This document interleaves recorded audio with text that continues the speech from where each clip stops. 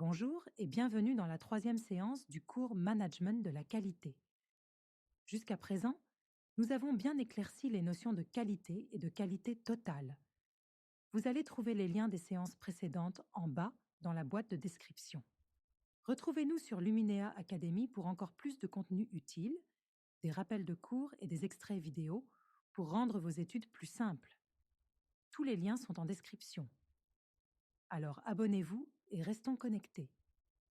Cette séance est consacrée aux 7 principes du management de la qualité, à savoir orientation client, leadership, implication du personnel, approche processus, amélioration continue, prise de décision fondée sur des preuves et management des relations avec les parties prenantes. La qualité totale représente une approche globale de gestion qui a pour but de répondre pleinement aux attentes des clients tout en mobilisant l'ensemble des collaborateurs de l'entreprise. Elle s'appuie sur une organisation bien structurée et des principes reconnus à l'échelle internationale. La norme ISO 9001 traduit cette philosophie à travers 7 principes du management de la qualité qui servent de repères aux entreprises dans la mise en place de leur démarche qualité. Principe 1. Orientation client. Dans une démarche de qualité totale, l'entreprise doit placer le client au centre de toutes ses actions et décisions. Le but n'est pas seulement de vendre un produit ou un service, mais de répondre aux besoins exprimés et implicites des clients, parfois même de les anticiper. La satisfaction du client devient donc le principal indicateur de performance. Pourquoi c'est important ? Un client satisfait devient fidèle. Il peut aussi recommander l'entreprise à d'autres. Une bonne satisfaction client améliore l'image de marque et donc la pérennité de l'entreprise. Inversement, un client insatisfait peut causer de gros dommages, perte de clients, critiques publiques, baisse de compétitivité, etc. Pour cela, on utilise des outils comme enquête de satisfaction, questionnaire, sondage, analyse des réclamations, ce qui ne va pas est une opportunité d'amélioration, et suivi des avis clients, par exemple, à travers les réseaux sociaux. Exemple, l'entreprise Apple conçoit ses produits, iPhone, Mac, iPad, en partant toujours des besoins et attentes des clients. Simplicité, design élégant et performance. L'entreprise investit massivement dans les études de marché et les tests utilisateurs pour comprendre ce que les clients veulent vraiment. Résultat, une fidélité client exceptionnelle avec des clients prêts à payer plus cher pour la valeur perçue et l'expérience unique. Cet exemple illustre que mettre le client au centre permet non seulement de satisfaire ses attentes, mais aussi de créer un avantage concurrentiel durable. Principe 2. Leadership. Le leadership, dans le cadre de la qualité totale, signifie que les dirigeants, directeur général, manager, responsable de service, doivent donner une vision claire de l'avenir, définir des objectifs précis et créer un climat de confiance. Un bon leader ne se contente pas de donner des ordres. Il inspire, mobilise et aligne les efforts de toute l'organisation vers un objectif commun: la qualité et la satisfaction du client. Pourquoi c'est essentiel ? Donner du sens. Les collaborateurs doivent comprendre pourquoi leur travail est important. Créer une culture qualité. Les dirigeants montrent l'exemple, ce qui incite les équipes à adopter les bonnes pratiques. Favoriser la motivation. Un leader qui valorise, reconnaît et soutient ses équipes renforce leur engagement. Stabilité et cohérence. Sans leadership, chacun travaille pour soi. Avec un leadership fort, tous avancent dans la même direction. Les leviers du leadership en qualité totale. Communication claire, réunions régulières, feedback, partage des résultats, vision et stratégie. Définir une direction inspirante. Par exemple, Devenir leader en qualité dans le secteur. Exemplarité. Les dirigeants doivent appliquer eux-mêmes les règles qu'ils exigent. Implication ou bien adopter un management participatif, c'est-à-dire aller sur le terrain et écouter les équipes. Reconnaissance. Féliciter les réussites, même petites, et encourager l'innovation. Exemple de l'entreprise Toyota. Les dirigeants descendent régulièrement sur le terrain, Gemba Walk, pour observer la production, discuter avec les opérateurs et trouver des pistes d'amélioration. Le leadership, alors, est l'âme de la qualité totale. Sans leader engagé, la qualité reste un slogan. Avec des leaders impliqués, la qualité devient une culture partagée. Principe 3. Implication du personnel.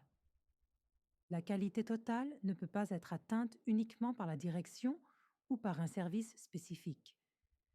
Elle dépend de l'engagement, de la motivation et de la participation active de tous les employés, quel que soit leur poste. Chaque salarié devient acteur de la qualité et pas seulement exécutant. Pourquoi c'est essentiel ? Valorisation du potentiel humain.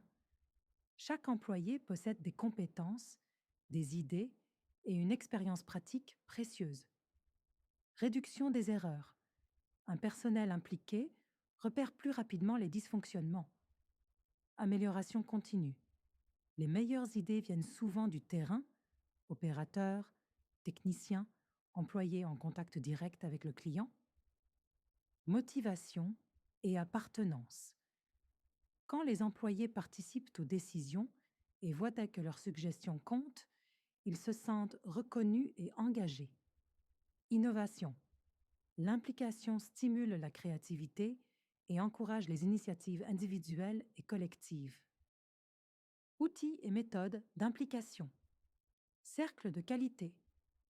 Pour tout savoir sur cette méthode, consultez la deuxième séance du cours.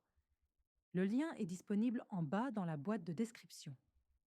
Système de suggestion. Boîte Zaïdé, plateforme numérique, où chacun peut proposer des améliorations. Reconnaissance et récompense. Primes, promotions, diplômes ou simples félicitations publiques pour valoriser les initiatives. Formation continue. Développer les compétences renforce l'implication car les employés se sentent utiles et compétents. Management participatif. Donner plus d'autonomie et de responsabilité aux équipes.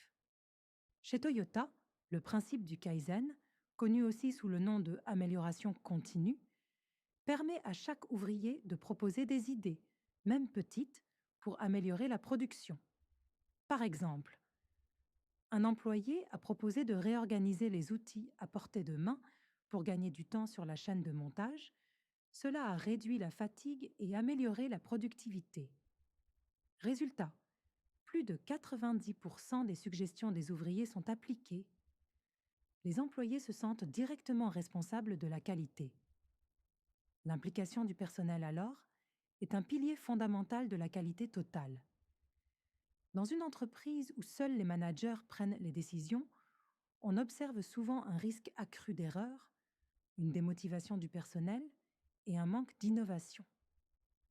En revanche, lorsqu'une organisation implique l'ensemble de ses collaborateurs dans le processus décisionnel, elle favorise une meilleure ambiance de travail, stimule la créativité collective et contribue à instaurer une qualité durable. Principe 4. Approche processus. Un processus est un enchaînement d'activités coordonnées utilisant des ressources humaines, matérielles, financières et informationnelles pour transformer des entrées en résultats qui créent de la valeur pour le client. L'approche processus consiste à gérer l'organisation non pas comme une somme de départements isolés, mais comme un réseau de processus reliés entre eux. Chaque service contribue à un processus global qui doit rester fluide et cohérent. Importance de l'approche processus. Vision globale. Elle permet de voir comment chaque activité s'intègre dans le fonctionnement global de l'organisation. Amélioration de la qualité. En analysant chaque étape du processus, on peut identifier les goulots d'étranglement, les erreurs et les pertes de temps. Satisfaction du client. L'approche processus met le client au centre. Chaque étape doit contribuer à répondre à ses attentes. Responsabilisation. Chaque acteur comprend mieux son rôle et son impact dans la chaîne de valeur. Réduction des silos. Évite que les départements travaillent chacun de leur côté sans coordination.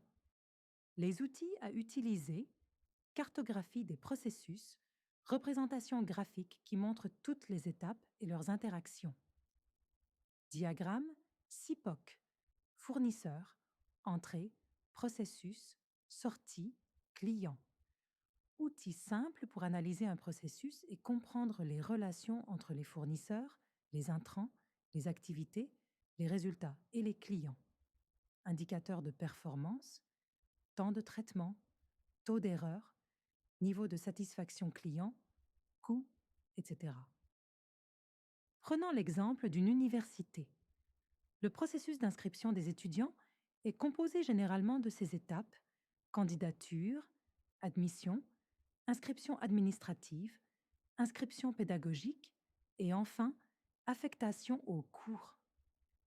Si une étape du processus est lente, comme un retard administratif par exemple, cela peut bloquer l'ensemble du système. Les conséquences sont alors une insatisfaction des étudiants et une perte de crédibilité pour l'université. Grâce à l'approche processus, l'université identifie les retards et améliore la fluidité. Principe 5. Amélioration continue. L'amélioration continue, en japonais kaizen, c'est-à-dire changement pour le mieux, est un processus permanent qui vise à perfectionner progressivement les produits, services, processus et modes de gestion. L'idée n'est pas d'attendre une grande innovation, mais de réaliser petites améliorations régulières qui, cumulées, apportent de grands résultats. Principe clé de l'amélioration continue. Toujours chercher à faire mieux, même si l'organisation est performante, il existe toujours des marges d'amélioration. Implication de tous. Du dirigeant jusqu'à l'ouvrier, chacun peut contribuer par des suggestions ou des initiatives. Approche structurée. Utiliser des outils comme le PDCA et les cercles de qualité pour organiser les actions. Mesure et suivi. S'appuyer sur des indicateurs pour vérifier si l'amélioration est effective. La roue de Deming ou bien le PDCA est la méthode la plus utilisée pour mettre en œuvre l'amélioration continue. Le PDCA est cyclique. On recommence encore et encore car l'amélioration ne s'arrête jamais. Pour approfondir la méthode PDCA, référez-vous à la deuxième séance du cours. Importance de l'amélioration continue. Maintenir la compétitivité. Réduire les gaspillages. Augmenter la satisfaction des clients grâce à des produits ou services de meilleure qualité. Impliquer le personnel en valorisant ses idées et en créant une culture de progrès. Garantir la pérennité de l'organisation. Prenons 2 exemples concrets. Dans une usine, la mise en place d'un système de maintenance préventive permet de réduire les pannes répétitives des machines et d'assurer une production continue. Dans une entreprise de service, la collecte des retours clients à travers des questionnaires ou des enquêtes offre la possibilité d'ajuster les prestations afin de mieux répondre aux attentes et d'accroître la satisfaction.